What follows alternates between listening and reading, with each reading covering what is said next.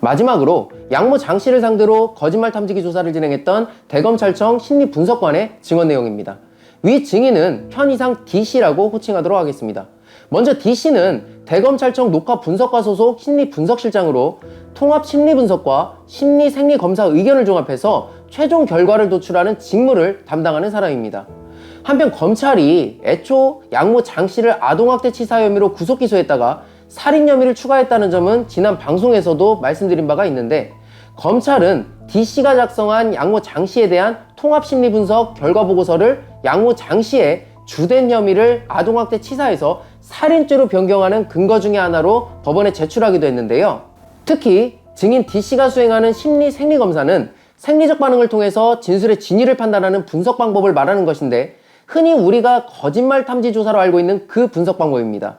이 심리생리검사는 대상자가 사건 관련 질문에 대해서 거짓말을 할 경우에 인지적 과부하가 걸려 다리를 떨거나 말의 속도가 빨라지는 등 방어적 행동을 하게 되는 것을 탐지해서 그 진술의 진위 여부를 판단하는 기법으로 정확성은 약 91% 정도인 것으로 D씨의 증언을 통해 알려지기도 했는데, D씨는 양모 장 씨에 대한 거짓말 탐지 조사를 포함한 통합 심리 분석을 통해서 양모 장 씨의 정인 양에 대한 학대 행위가 실제로 존재했는지와 양모 장 씨의 정신적 성향을 판정했다고 증언했습니다.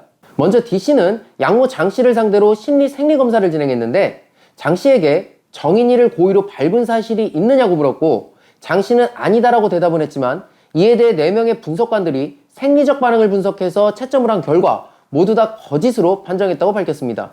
또한 D씨는 양모 장 씨에게 입양 이후 정인이를 바닥에 던진 사실이 있느냐고 질문했는데, 양모 장 씨가 해당 질문에 대해서 역시 아니다라고 답변은 했지만 4명의 분석관들이 독립적으로 채점을 한 결과 역시 마찬가지로 모두 거짓으로 판명됐다고 밝혔습니다.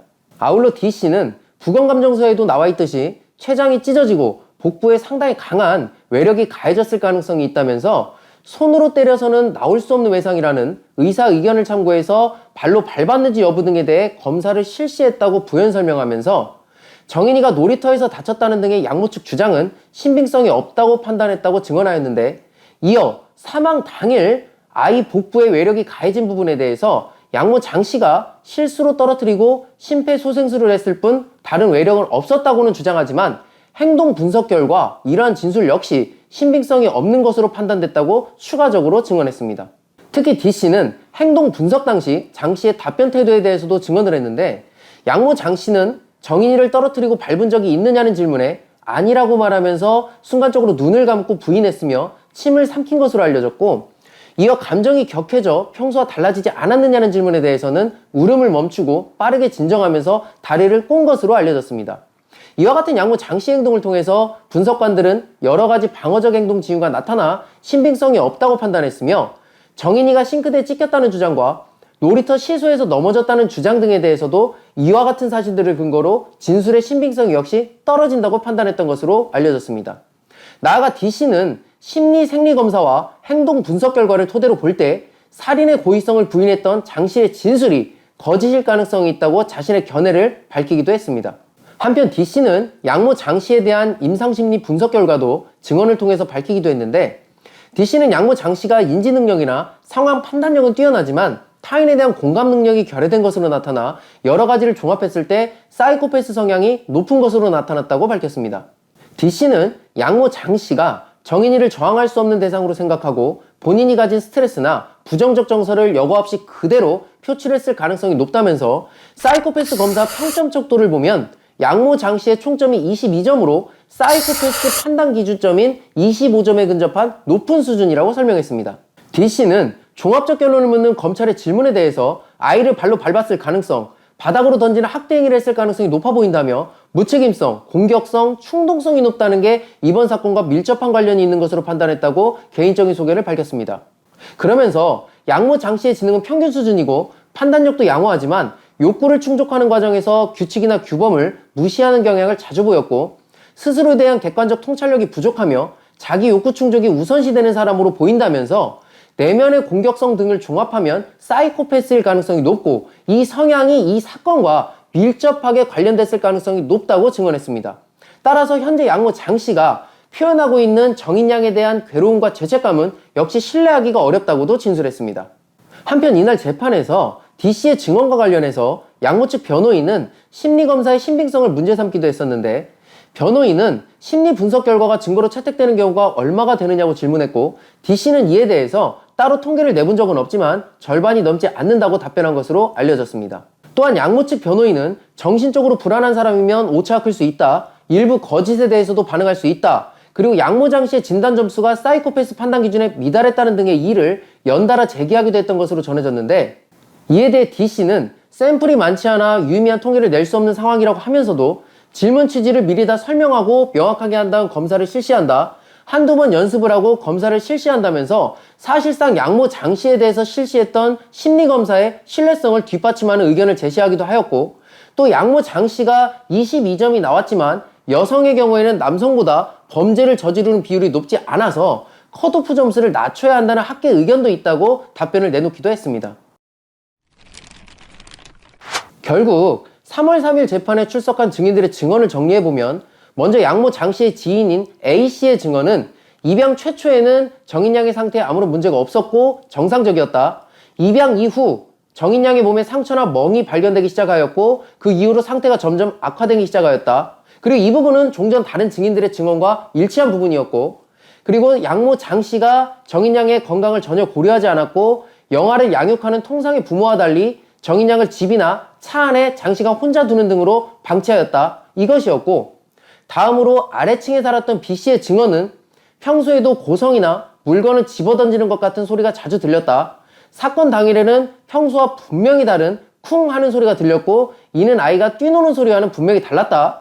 사건 당일의 소음이 평소 층간소음 정도는 무시하였던 B씨조차도 올라가 볼 수밖에 없을 정도의 심각한 소음이었다.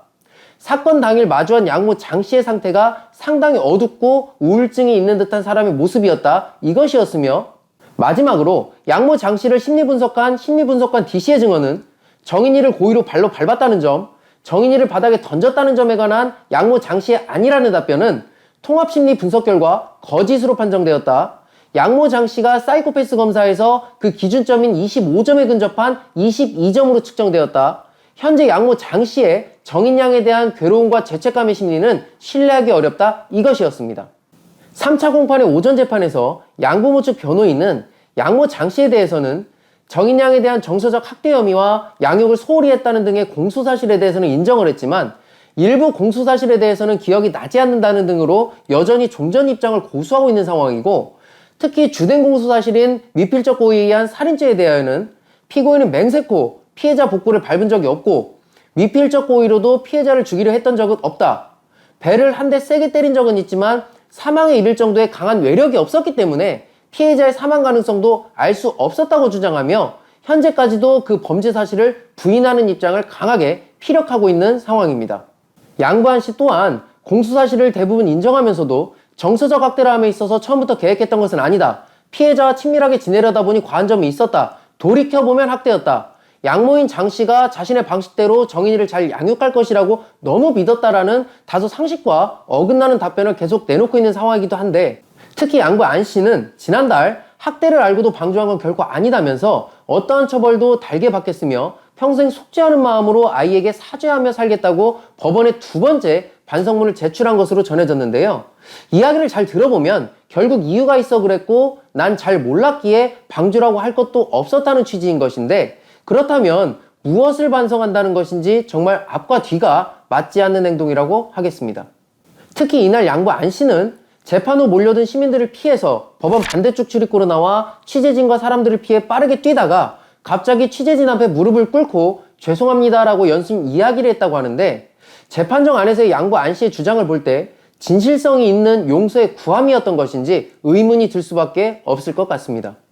양부모로부터 지속적인 학대 행위를 받은 정인양은 지난해 10월 13일 등과 복부에 가해진 충격으로 사망했고, 검찰은 법의학자의 감정 등을 통해 사망 원인을 발로 밟는 등의 복부에 가해진 넓고 강한 외력에 따른 복부 손상이라고 판단했으며, 양부모 외에 정인양의 몸에 가학적 행위를 한 사람으로 의심되는 사람은 이 세상 어디에도 존재하지 않는다.